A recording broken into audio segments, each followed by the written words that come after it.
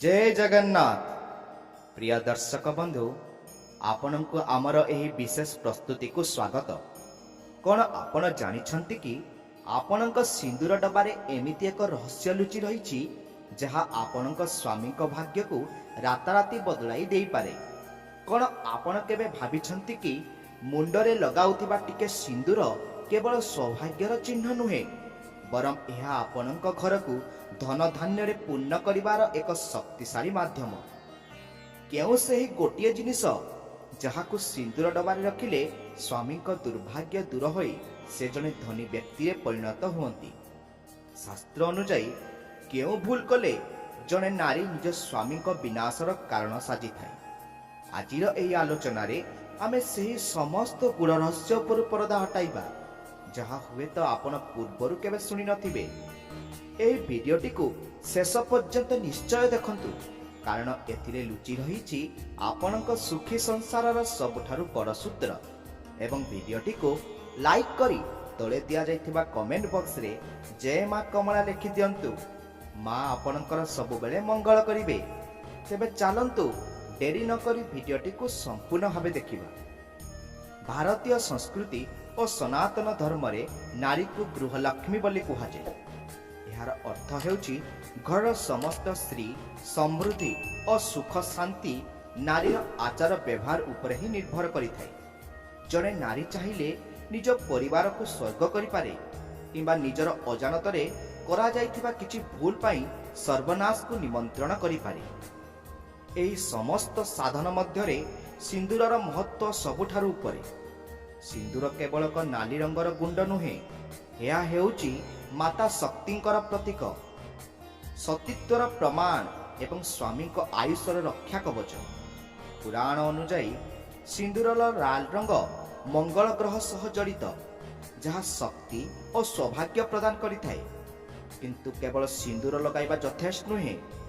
शास्त्र रे वर्णित अछि कि सेही सिंदूर रखुथिबा पात्र बा डबारे जदि आमे किछि विशेष जिनिस को स्थान देउ तेबे ताहा एक चुंबक परि धन को आकर्षित करिथाए। आसंतु प्रथमे जानिबा सिंदूर सहित जड़ित सेही पौराणिक कथावस्तु विषय रे जहा यार प्रभाव को दर्शाई थाए।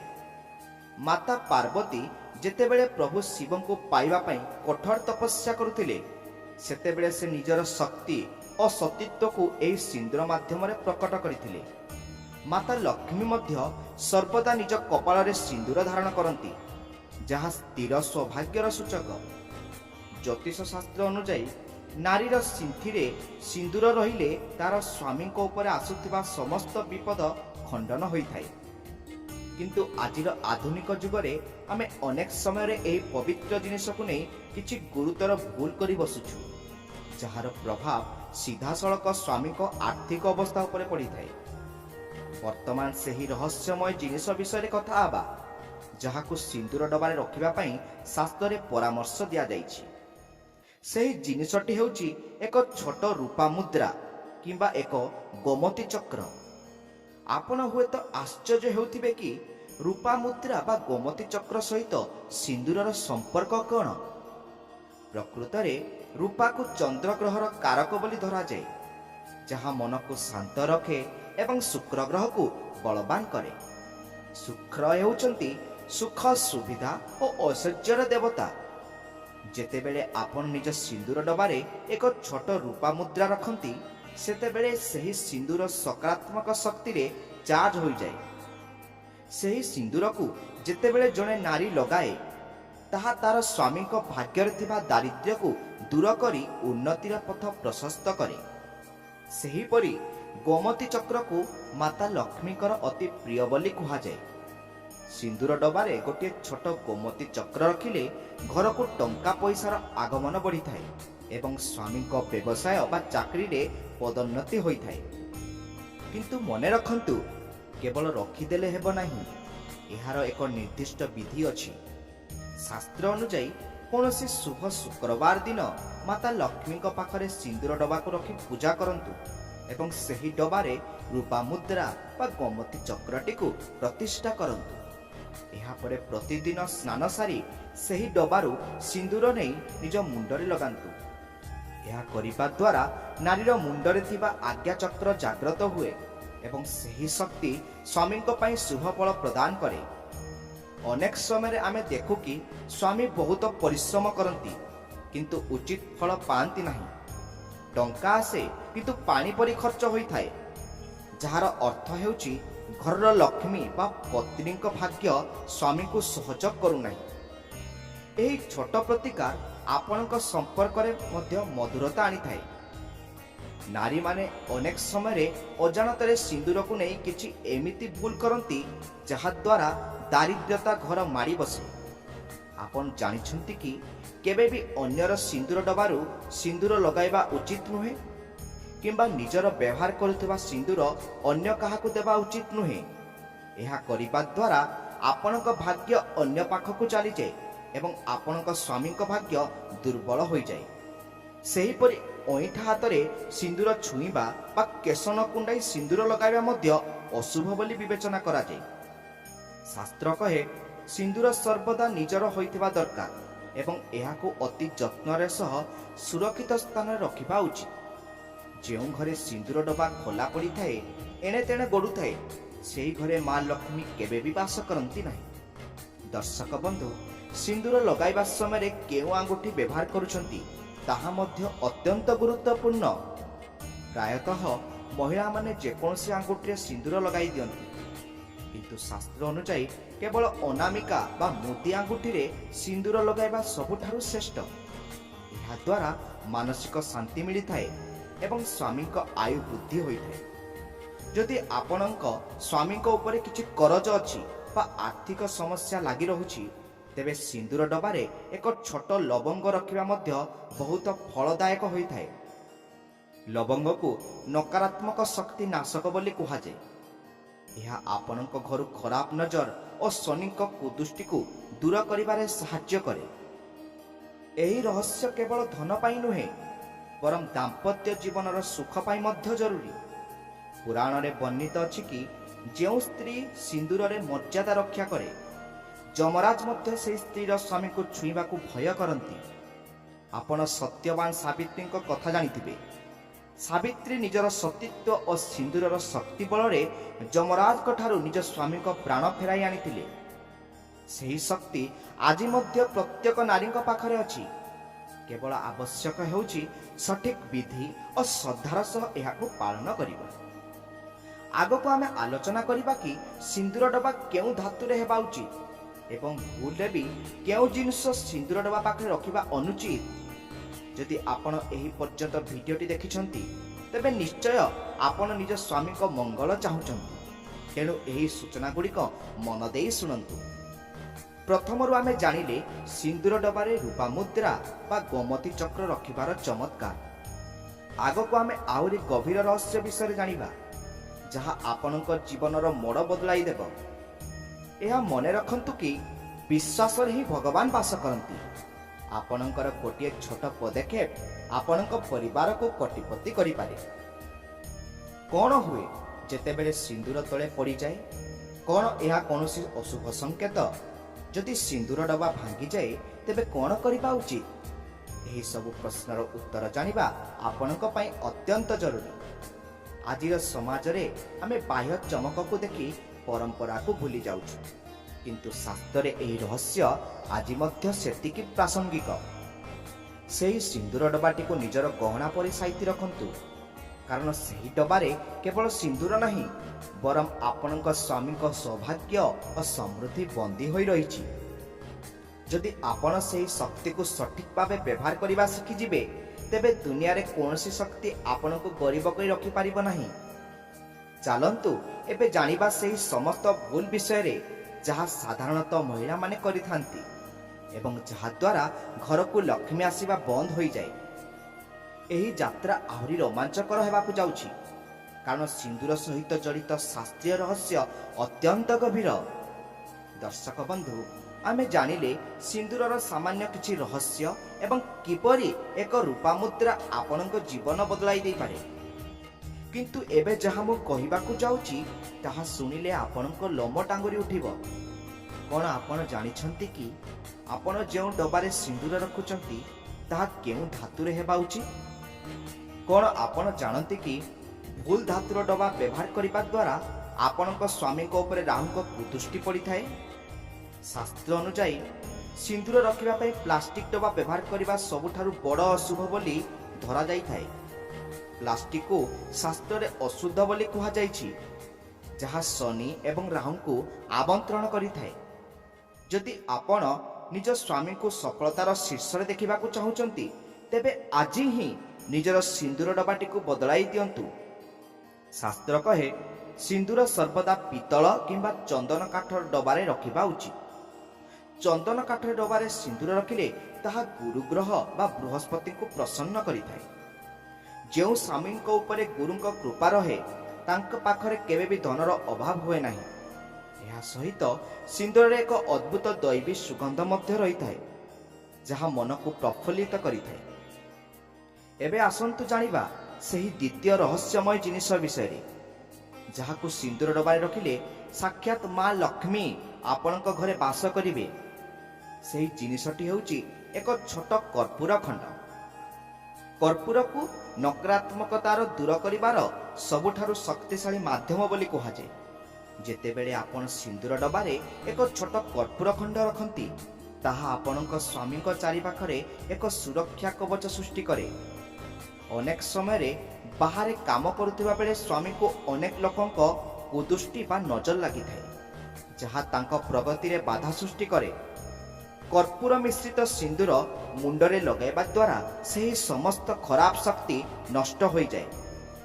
କ'ଣ ଆପଣ କେବେ ଅନୁଭବ କରିଛନ୍ତି କି ସବୁକିଛି ଥାଇ ମଧ୍ୟ ଘରେ ଅଶାନ୍ତି ଲାଗି ରହୁଛି? କ'ଣ ଆପଣଙ୍କୁ ଲାଗୁଛି କି କେହି ଜଣେ ଆପଣଙ୍କ ସୁଖୀ ପରିବାର ଉପରେ ନଜର ପକାଇଛି? ତେବେ ଏହି କର୍ପୂରର ପ୍ରୟୋଗ ଆପଣଙ୍କ ପାଇଁ ବରଦାନ ସଦୃଶ ହେବ। ଭକ୍ତି ଭାବରେ ଭରି ରହିଥିବା ଆମ ପୁରାଣରେ ସିନ୍ଦୁରକୁ ନେଇ ଏକ ସୁନ୍ଦର କଥା ଅଛି। ଯେତେବେଳେ ହନୁମାନଜୀ ଦେଖିଲେ କି ମାତା ସୀତା ନିଜ କପାଳରେ ସିନ୍ଦୁର ଲଗାଉଛନ୍ତି, ସେ ପଚାରିଲେ, ମା, ଆପଣ ଏହି ଲାଲ ରଙ୍ଗର ଜିନିଷ କାହିଁକି ଲଗାଉଛନ୍ତି? ମାତା ସୀତା ହସି ଉତ୍ତର କହିଲେ, ପୁତ୍ର, ଏହା ହେଉଛି ସିନ୍ଦୁର। ଏହାକୁ ଲଗାଇଲେ ମୋର ପ୍ରଭୁ ଶ୍ରୀରାମଙ୍କ ଆୟୁ ବୃଦ୍ଧି ପାଇବ ଏବଂ ସେ ସର୍ବଦା ସୁସ୍ଥ ଓ ପ୍ରସନ୍ନ ରହିବେ। ଏହା ଶୁଣିବା ପରେ ଭକ୍ତ ଶିରୋମଣି ହନୁମାନ ନିଜ ସାରା ଶରୀରରେ ସିନ୍ଦୁର ଲେପନ କରିଦେଲେ, ଯେମିତି ପ୍ରଭୁ ଶ୍ରୀରାମଙ୍କୁ କୌଣସି ବିପଦ ଛୁଇଁ ପାରିବ ନାହିଁ। ଚିନ୍ତା କରନ୍ତୁ ଦର୍ଶକ ବନ୍ଧୁ, ଯଦି ସିନ୍ଦୁରରେ ଏତେ ଶକ୍ତି ଅଛି ଯେ ତାହା ଭଗବାନଙ୍କୁ ମଧ୍ୟ ପ୍ରଭାବିତ କରିପାରେ, ତେବେ ଜଣେ ସାଧାରଣ ମଣିଷ ପାଇଁ ଏହା କେତେ ଶୁଭଫଳଦାୟକ ହୋଇନଥିବ? ଏହି ଭାବକୁ ମନରେ ରଖି ଯେତେବେଳେ ଜଣେ ପତ୍ନୀ ସିନ୍ଦୁର ଲଗାଏ, ତାହା ମନ୍ତ୍ର ସଦୃଶ କାମ କରେ। କିନ୍ତୁ ସାବଧାନ, ଆପଣ ସିନ୍ଦୁର ଲଗାଇବା ବେଳେ କେଉଁ ଦିଗକୁ ମୁହଁ କରି ଠିଆ ହୁଅନ୍ତି? ଶାସ୍ତ୍ର ଅନୁଯାୟୀ କେବେ ବି ଦକ୍ଷିଣ ଦିଗକୁ ମୁହଁ କରି ସିନ୍ଦୁର ଲଗାଇବା ଉଚିତ ନୁହେଁ। ଏହା ସ୍ୱାମୀଙ୍କ ପାଇଁ ଅକାଳ ମୃତ୍ୟୁ ବା ଭୟଙ୍କର ରୋଗକୁ ନିମନ୍ତ୍ରଣ କରିଥାଏ। ସର୍ବଦା ପୂର୍ବ କିମ୍ବା ଉତ୍ତର ଦିଗକୁ ମୁହଁ କରି ସିନ୍ଦୁର ଲଗାନ୍ତୁ। ପୂର୍ବ ଦିଗ ହେଉଛି ସୂର୍ଯ୍ୟଦେବଙ୍କର ଦିଗ, ଯାହା ସ୍ୱାମୀଙ୍କ ମାନ ସମ୍ମାନ ଓ ପ୍ରତିଷ୍ଠା ବୃଦ୍ଧି କରେ। ସେହିପରି ଉତ୍ତର ଦିଗ ହେଉଛି କୁବେରଙ୍କ ଦେବଙ୍କ ଦିଗ, ଯାହା ଧନ ସମ୍ପତ୍ତି ବଢ଼ାଇବାରେ ସାହାଯ୍ୟ କରେ। କ'ଣ ଆପଣ ସିନ୍ଦୁର ଲଗାଇବା ପୂର୍ବରୁ ନିଜର ମୁଣ୍ଡ କୁଣ୍ଡାଇ ନିଅନ୍ତି? ଅନେକ ମହିଳା ବିଛଣାରୁ ଉଠି ସିଧାସଳଖ ଅଲୁଆ କେଶରେ ସିନ୍ଦୁର ଲଗାଇ ଦିଅନ୍ତି। ଏହା ଏକ ବଡ଼ ଭୁଲ। ଶାସ୍ତ୍ର ଅନୁଯାୟୀ ଅଲୁଆ କେଶରେ ସିନ୍ଦୁର ଲଗାଇଲେ ସ୍ୱାମୀଙ୍କ ବୁଦ୍ଧି ଭ୍ରଷ୍ଟ ହୋଇଥାଏ ଏବଂ ସେ ଭୁଲ ନିଷ୍ପତ୍ତି ନେଇ ଧନହାନି କରନ୍ତି। ସର୍ବଦା ସ୍ନାନ ସାରି ସଜବାଜ ହୋଇ ଶେଷରେ ମା ପାର୍ବତୀଙ୍କୁ ସ୍ମରଣ କରି ସିନ୍ଦୁର ଲଗାନ୍ତୁ। ସିନ୍ଦୁର ଲଗାଇବା ସମୟରେ ଏହି ମନ୍ତ୍ରଟିକୁ ମନେ ମନେ ଉଚ୍ଚାରଣ କରନ୍ତୁ। ମନ୍ତ୍ରଟି ହେଉଛି ଓମ୍ ପାର୍ବତେଇ ନମଃ। ଏହା କରିବା ଦ୍ୱାରା ଆପଣଙ୍କ ମଧ୍ୟରେ ମା ପାର୍ବତୀଙ୍କ ଶକ୍ତି ଜାଗ୍ରତ ହୁଏ ଏବଂ ଆପଣଙ୍କ ସ୍ୱାମୀଙ୍କ ଜୀବନରେ ଆସୁଥିବା ବାଧାବିଘ୍ନକୁ ଆପଣ ସହଜରେ ଦୂର କରିପାରନ୍ତି। ଆଉ ଏକ ଗୁରୁତ୍ୱପୂର୍ଣ୍ଣ କଥା ହେଉଛି, ସିନ୍ଦୁର ଲଗାଇଲା ବେଳେ ଯଦି କିଛି ସିନ୍ଦୁର ନାକ ଉପରେ ପଡ଼ିଯାଏ, ତେବେ ତାହାକୁ ଅଶୁଭ ଭାବନ୍ତୁ ନାହିଁ। ଏହା ଏକ ଶୁଭ ସଂକେତ, ଯାହା ଦର୍ଶାଏ କି ସ୍ୱାମୀ ଆପଣଙ୍କୁ ବହୁତ ଭଲ ପାଆନ୍ତି। କିନ୍ତୁ ଭୁଲରେ ମଧ୍ୟ ସିନ୍ଦୁର ଡବାକୁ ଗୋଡ଼ରେ ଛୁଅନ୍ତୁ ନାହିଁ କିମ୍ବା ଅସନା ସ୍ଥାନରେ ରଖନ୍ତୁ ନାହିଁ। ଏହା ଦ୍ୱାରା ଦାରିଦ୍ର୍ୟ ଦେବୀ ଅଲକ୍ଷ୍ମୀ ଘରକୁ ଆସନ୍ତି। କ'ଣ ଆପଣ ଜାଣନ୍ତି କି ସିନ୍ଥିରେ କେଉଁ ସ୍ଥାନରେ ସିନ୍ଦୁର ଲଗାଇବା ଉଚିତ?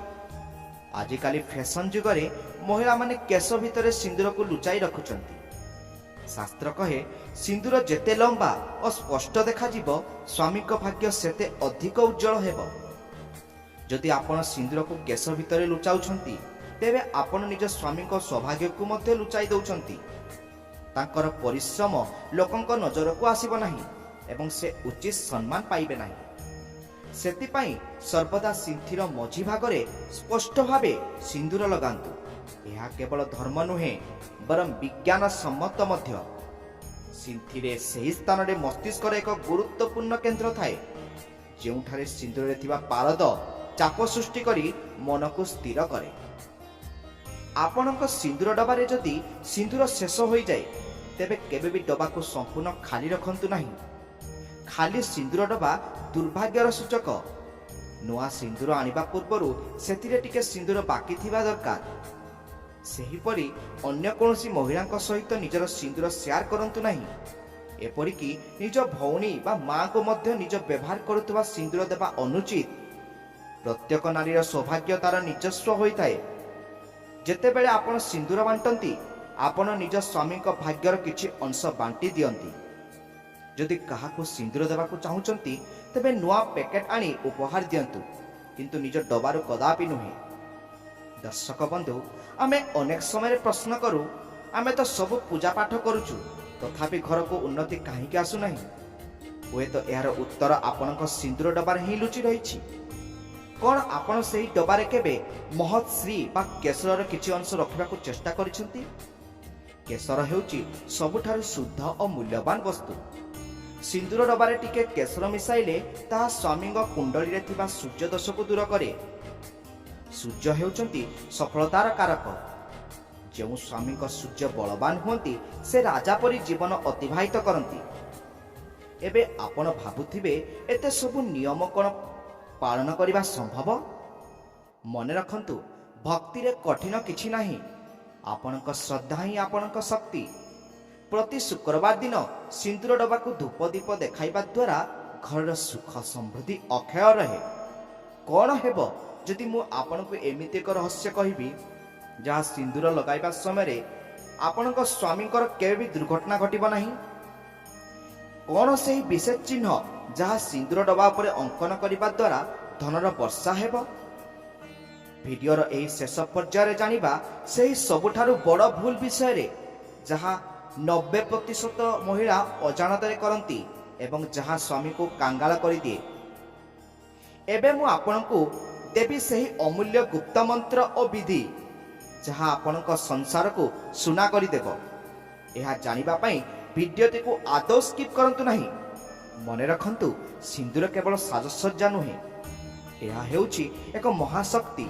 ଯଦି ଆପଣ ଏହି ପର୍ଯ୍ୟନ୍ତ ଆମ ସହିତ ଯୋଡ଼ି ହୋଇ ରହିଛନ୍ତି ତେବେ କମେଣ୍ଟ ବକ୍ସରେ ଜୟ ମା ଲକ୍ଷ୍ମୀ ନିଶ୍ଚୟ ଲେଖନ୍ତୁ। ଆପଣଙ୍କ ଶ୍ରଦ୍ଧା ହିଁ ଆପଣଙ୍କ ଭାଗ୍ୟ ଲେଖିବ। ଚାଲନ୍ତୁ ଏବେ ଯିବା ସେହି ଚୂଡ଼ାନ୍ତ ରହସ୍ୟ ଆଡ଼କୁ ଯାହା ଆପଣଙ୍କୁ ଚକିତ କରିଦେବ। ଦର୍ଶକ ବନ୍ଧୁ, ଆମେ ଏବେ ଏହି ରହସ୍ୟମୟ ଯାତ୍ରାର ସେହି ପର୍ଯ୍ୟାୟରେ ପହଞ୍ଚିଛୁ ଯେଉଁଠାରେ ଆପଣ ଜାଣିବାକୁ ପାଇବେ ସେହି ସବୁଠାରୁ ବଡ଼ ସତ୍ୟ ଯାହା ହୁଏତ ଆପଣଙ୍କୁ ଆଜି ପର୍ଯ୍ୟନ୍ତ କେହି କହିନାହାନ୍ତି। କ'ଣ ଆପଣ ଜାଣନ୍ତି କି ସବୁକିଛି ଠିକ୍ କରିବା ସତ୍ତ୍ୱେ ମଧ୍ୟ କାହିଁକି କିଛି ମହିଳାଙ୍କ ସ୍ୱାମୀ ସର୍ବଦା ଆର୍ଥିକ ଟାଣଟଣ ମଧ୍ୟରେ ଗତି କରନ୍ତି? କ'ଣ ଆପଣ ଜାଣନ୍ତି କି ସିନ୍ଦୁର ଡବାରେ ରଖାଯାଇଥିବା ଏକ ଅତି ସାଧାରଣ ଜିନିଷ ଆପଣଙ୍କୁ କାଙ୍ଗାଳରୁ କୋଟିପତି କରିବାର କ୍ଷମତା ରଖେ? ଆମେ ପ୍ରଥମେ ଆଲୋଚନା କରିବା ସେହି ମହାଶକ୍ତିଶାଳୀ ଜିନିଷ ବିଷୟରେ ଯାହାକୁ ସିନ୍ଦୁର ଡବାରେ ରଖିଲେ ସ୍ୱାମୀଙ୍କର ଭାଗ୍ୟ ସୂର୍ଯ୍ୟ ପରି ଚମକି ଉଠିବ। ସେହି ଜିନିଷଟି ହେଉଛି ହଳଦିଆ କଉଡ଼ି। ଶାସ୍ତ୍ର ଅନୁଯାୟୀ କଉଡ଼ି ହେଉଛି ମାତା ଲକ୍ଷ୍ମୀଙ୍କର ସମୁଦ୍ରରୁ ଜନ୍ମିତ ଭଉଣୀ। ଯେଉଁଠାରେ ହଳଦିଆ କଉଡ଼ି ଥାଏ ସେଠାକୁ ମା ଲକ୍ଷ୍ମୀ ନିଜେ ଚାଲି ଆସନ୍ତି। ଆପଣଙ୍କୁ କେବଳ ଏତିକି କରିବାକୁ ହେବ କି ଏକ ଛୋଟ ହଳଦିଆ କଉଡ଼ିକୁ ଶୁଦ୍ଧ ଗଙ୍ଗା ଜଳରେ ଧୋଇ ସେଥିରେ ଟିକେ ଚନ୍ଦନ ଲଗାଇ ନିଜ ସିନ୍ଦୁର ଡବାରେ ରଖିଦିଅନ୍ତୁ। ଏହାଦ୍ୱାରା ଆପଣଙ୍କ ସିନ୍ଦୁର ଏକ ସିଦ୍ଧ ସିନ୍ଦୁରରେ ପରିଣତ ହେବ। ଯେତେବେଳେ ବି ଆପଣ ସେହି ଡବାରୁ ସିନ୍ଦୁର ଲଗାଇବେ ଆପଣଙ୍କ ଶରୀରରେ ଏକ ସକାରାତ୍ମକ ଚୁମ୍ବକୀୟ ଶକ୍ତି ସୃଷ୍ଟି ହେବ ଯାହା ଆପଣଙ୍କ ସ୍ୱାମୀଙ୍କ ପାଇଁ ସଫଳତାର ଦ୍ୱାର ଖୋଲିଦେବ। କିନ୍ତୁ ସାବଧାନ, ସିନ୍ଦୁର ଲଗାଇବା ସମୟରେ କିଛି ଏମିତି ଭୁଲ ଅଛି ଯାହାକୁ କଲେ ଆପଣ ନିଜ ସ୍ୱାମୀଙ୍କ ଆୟୁଷ ଓ ଧନକୁ କ୍ଷୟ କରିଥାନ୍ତି। କ'ଣ ଆପଣ ସିନ୍ଦୁର ଲଗାଇବା ବେଳେ ଆଇନା ବ୍ୟବହାର କରନ୍ତି? ଯଦି ହଁ, ତେବେ ମନେ ରଖନ୍ତୁ କି ସେହି ଆଇନା ଯେମିତି କେଉଁଠି ବି ଫାଟି ନଥିବ ବା ଭାଙ୍ଗି ନଥିବ। ଭଙ୍ଗା ଆଇନାରେ ମୁହଁ ଦେଖି ସିନ୍ଦୁର ଲଗାଇଲେ ସ୍ୱାମୀଙ୍କ ଜୀବନରେ ଦୁର୍ଘଟଣା ଓ ଆର୍ଥିକ ହାନିର ଯୋଗ ବଢ଼ିଥାଏ। ସେହିପରି କେବେ ବି ରାତିରେ ବା ଶୋଇବା ପୂର୍ବରୁ ସିନ୍ଦୁର ଲଗାନ୍ତୁ ନାହିଁ। ସିନ୍ଦୁର ହେଉଛି ସୂର୍ଯ୍ୟଙ୍କ ଶକ୍ତି, ତେଣୁ ଏହାକୁ ସୂର୍ଯ୍ୟାସ୍ତ ପୂର୍ବରୁ ଲଗାଇବା ସବୁଠାରୁ ଶ୍ରେଷ୍ଠ। ବର୍ତ୍ତମାନ ଆସନ୍ତୁ ଜାଣିବା ଏକ ଅତି ଗୁପ୍ତ ରହସ୍ୟ ବିଷୟରେ। ଶାସ୍ତ୍ର ଅନୁଯାୟୀ ଯଦି ସ୍ୱାମୀ ସ୍ତ୍ରୀଙ୍କ ମଧ୍ୟରେ ଅଧିକ କଳି ଝଗଡ଼ା ହେଉଥାଏ ବା ସ୍ୱାମୀଙ୍କ ରୋଜଗାରରେ ବାଧା ଆସୁଥାଏ, ତେବେ ସ୍ତ୍ରୀ ନିଜ ସିନ୍ଦୁର ଡବାରେ ଏକ ଛୋଟ ସୁନା ଖଣ୍ଡ, ଯଦି ସମ୍ଭବ ହୁଏ, କିମ୍ବା ଏକ ପିତ୍ତଳ ଖଣ୍ଡ ରଖିବା ଉଚିତ। ସୁନା ହେଉଛି ବୃହସ୍ପତିଙ୍କ ପ୍ରତୀକ ଏବଂ ବୃହସ୍ପତି ହେଉଛନ୍ତି ସୌଭାଗ୍ୟର ଦେବତା। ଏହା କରିବା ଦ୍ୱାରା ସ୍ୱାମୀଙ୍କ ବୁଦ୍ଧି ନିର୍ମଳ ହୁଏ ଏବଂ ସେ ଜୀବନରେ ଉଚିତ ପଥ ବାଛି ନିଅନ୍ତି। ଅନେକ ମହିଳା ପ୍ରଶ୍ନ କରନ୍ତି, ଯଦି ସିନ୍ଦୁର ତଳେ ପଡ଼ିଯାଏ ତେବେ କ'ଣ ହେବ? ଦର୍ଶକ ବନ୍ଧୁ, ସିନ୍ଦୁର ତଳେ ପଡ଼ିବା ଅତି ଅଶୁଭ ବୋଲି ଧରାଯାଏ। ଏହାର ଅର୍ଥ ହେଉଛି ଆପଣଙ୍କ ପରିବାର ଉପରେ କୌଣସି ବିପଦ ଆସିବାକୁ ଯାଉଛି। ଯଦି ଏପରି ହୁଏ ତେବେ ଡରି ଯାଆନ୍ତୁ ନାହିଁ। ସେହି ସିନ୍ଦୁରକୁ କୌଣସି କପଡ଼ାରେ ଉଠାଇ ନିଅନ୍ତୁ ନାହିଁ, ବରଂ ନିଜ ହାତରେ ସଂଗ୍ରହ କରି କୌଣସି ଗଛ ମୂଳରେ ବା ପାଣିରେ ବିସର୍ଜନ କରିଦିଅନ୍ତୁ ଏବଂ ଭଗବାନଙ୍କ ପାଖରେ ନିଜର ଭୁଲ ପାଇଁ କ୍ଷମା ମାଗନ୍ତୁ। କେବେ ବି ତଳେ ପଡ଼ିଥିବା ସିନ୍ଦୁରକୁ ନିଜ ମୁଣ୍ଡରେ ଲଗାନ୍ତୁ ନାହିଁ। ଏହାଦ୍ୱାରା ଦରିଦ୍ରତା ବୃଦ୍ଧି ପାଏ। ଶାସ୍ତ୍ରରେ ଆଉ ଏକ ବିଶେଷ ବିଧିର ବର୍ଣ୍ଣନା ଅଛି, ଯାହାକୁ ଅକ୍ଷତ ବିଧି କୁହାଯାଏ। ସିନ୍ଦୁର ଡବାରେ 7ଟି ଅକ୍ଷତ ଅଭଙ୍ଗା ଅରୁଆ ଚାଉଳ ରଖନ୍ତୁ। ଏହି ଚାଉଳକୁ ପ୍ରଥମେ ହଳଦୀରେ ରଙ୍ଗେଇ ଦିଅନ୍ତୁ। ଏହାଦ୍ୱାରା ଘରେ ଖାଦ୍ୟ ଓ ଧନର କେବେ ବି ଅଭାବ ରହେ ନାହିଁ। ସିନ୍ଦୁର ଲଗାଇବା ସମୟରେ ଯଦି ଆପଣ ମନେ ମନେ ଶ୍ରୀମ୍ ହ୍ରୀମ୍ ଶ୍ରୀମ୍ କମଳେ କମଳାୟେ ପ୍ରସିଦ୍ଧ ପ୍ରସିଦ୍ଧ ଏହି ମନ୍ତ୍ରଟି ଜପ କରନ୍ତି, ତେବେ ଆପଣଙ୍କୁ ସାକ୍ଷାତ ଲକ୍ଷ୍ମୀ ସ୍ୱରୂପା ବୋଲି ମନାଯିବ। ସିନ୍ଦୁର ସମ୍ବନ୍ଧିତ କିଛି ଗୁରୁତ୍ୱପୂର୍ଣ୍ଣ ସାବଧାନତା ମଧ୍ୟ ଆପଣଙ୍କୁ ମାନିବାକୁ ପଡ଼ିବ। କେବେ ବି ଉଦ୍ଧାର ନିଅନ୍ତୁ ନାହିଁ। ଅନ୍ୟ ଜଣଙ୍କ ଠାରୁ ଟଙ୍କା ନେଇ ସିନ୍ଦୁର କିଣନ୍ତୁ ନାହିଁ କିମ୍ବା କାହାକୁ ସିନ୍ଦୁର ଧାର ଦିଅନ୍ତୁ ନାହିଁ। ଏହା ସ୍ୱାମୀଙ୍କ ଭାଗ୍ୟରେ ଋଣ ବା କରଜ ବଢ଼ାଇଥାଏ। ମୁଣ୍ଡ ଢାଙ୍କି ଲଗାନ୍ତୁ ସବୁବେଳେ ସିନ୍ଦୁର। ସିନ୍ଦୁର ଲଗାଇବା ସମୟରେ ମୁଣ୍ଡରେ ଓଢ଼ଣି ଦେବା ବା ମୁଣ୍ଡ ଢାଙ୍କିବା ଶାସ୍ତ୍ର ଅନୁଯାୟୀ ଅତ୍ୟନ୍ତ ଶୁଭ। ଏହା ସ୍ତ୍ରୀର ସମ୍ମାନ ଓ ସତୀତ୍ୱକୁ ରକ୍ଷା କରେ।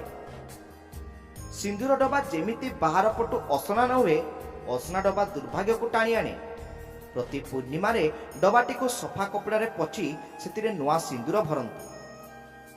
ପୁରାଣରେ ବର୍ଣ୍ଣିତ ଅଛି କି ମାତା ପାର୍ବତୀ ପ୍ରତିଦିନ ସିନ୍ଦୁର ଲଗାଇବା ପୂର୍ବରୁ ଭଗବାନ ଶିବଙ୍କର ଧ୍ୟାନ କରୁଥିଲେ। ସେଥିପାଇଁ ଶିବ ପାର୍ବତୀଙ୍କ ଯୋଡ଼ିକୁ ସବୁଠାରୁ ଆଦର୍ଶ ବୋଲି ଧରାଯାଏ। ଯଦି ଆପଣ ନିଜ ସ୍ୱାମୀଙ୍କ ସହ ସେହିପରି ସମ୍ପର୍କ ଚାହୁଁଛନ୍ତି ଏବଂ ତାଙ୍କୁ ଧନୀ ଦେଖିବାକୁ ଚାହୁଁଛନ୍ତି, ତେବେ ସିନ୍ଦୁରକୁ କେବଳ ଏକ ମେକଅପ୍ ନୁହେଁ, ବରଂ ଏକ ତପସ୍ୟା ଭାବରେ ଗ୍ରହଣ କରନ୍ତୁ। ଦର୍ଶକ ବନ୍ଧୁ, ଆଜିର ଏହି ଆଲୋଚନାରୁ ଆମେ ଶିଖିଲେ କି ନାରୀ ହେଉଛି ଘରର ଭାଗ୍ୟ ବିଧାତା। ଆପଣଙ୍କ ସିନ୍ଦୁର ଡବାରେ ଥିବା ସେହି ଛୋଟ ରୂପା ମୁଦ୍ରା, ହଳଦିଆ କଉଡ଼ି ବା କର୍ପୂର ଖଣ୍ଡ କେବଳ ଏକ ବସ୍ତୁ ନୁହେଁ, ତାହା ହେଉଛି ଆପଣଙ୍କ ବିଶ୍ୱାସର ପ୍ରତୀକ। ଯେଉଁ ଘରେ ନାରୀ ଶ୍ରଦ୍ଧାର ସହ ସିନ୍ଦୁର ଧାରଣ କରେ, ସେଠାରେ ଦାରିଦ୍ର୍ୟ କେବେ ବି ପ୍ରବେଶ କରିପାରେ ନାହିଁ। ଆଶା କରୁଛି ଏହି ରହସ୍ୟମୟ ତଥ୍ୟଗୁଡ଼ିକ ଆପଣଙ୍କ ଜୀବନରେ ସୁଖ ଓ ସମୃଦ୍ଧି ଆଣିବ। ଯଦି ଆପଣଙ୍କୁ ଆମର ଏହି ପ୍ରୟାସ ଭଲ ଲାଗିଥାଏ, ତେବେ ଭିଡ଼ିଓଟିକୁ ଲାଇକ୍ କରନ୍ତୁ ଏବଂ ନିଜର ବନ୍ଧୁ ଓ ସମ୍ପର୍କୀୟ ସହ ସେୟାର କରନ୍ତୁ, ଯେମିତି ପ୍ରତ୍ୟେକ ନାରୀ ନିଜ ସ୍ୱାମୀଙ୍କ ସୌଭାଗ୍ୟର କାରଣ ସାଜିପାରିବେ। ଆପଣଙ୍କର ଗୋଟିଏ ସେୟାର କାହାର ସଂସାର ବଦଳାଇ ଦେଇପାରେ। ଶେଷରେ ମୁଁ ପ୍ରଭୁ ଜଗନ୍ନାଥ ମା ଲକ୍ଷ୍ମୀଙ୍କ ପାଖରେ ପ୍ରାର୍ଥନା କରୁଛି କି ଆପଣଙ୍କ ସିନ୍ଦୁର ସର୍ବଦା ଅମର ରହୁ ଏବଂ ଆପଣଙ୍କ ଘର ଧନ ଧାନ୍ୟରେ ପୂର୍ଣ୍ଣ ହେଉ। ଆପଣ ଯଦି ଆମ ଚ୍ୟାନେଲରେ ନୂଆ ଅଛନ୍ତି, ତେବେ ଏବେ ହିଁ ଆମ ଚ୍ୟାନେଲକୁ ସବସ୍କ୍ରାଇବ୍ କରିଦିଅନ୍ତୁ ଏବଂ ତଳେ ଦିଆଯାଇଥିବା କମେଣ୍ଟ ବକ୍ସରେ ଜୟ ମା ଲକ୍ଷ୍ମୀ ନିଶ୍ଚୟ ଲେଖନ୍ତୁ। ଯଦି ଆପଣ ଏହିସବୁ ନିୟମ ପାଳନ କରିବାକୁ ପ୍ରସ୍ତୁତ, ତେବେ କମେଣ୍ଟରେ ମଧ୍ୟ ଜୟ ମା କମଳା ନିଶ୍ଚୟ ଲେଖନ୍ତୁ। ରହୁଛି, ଧନ୍ୟବାଦ।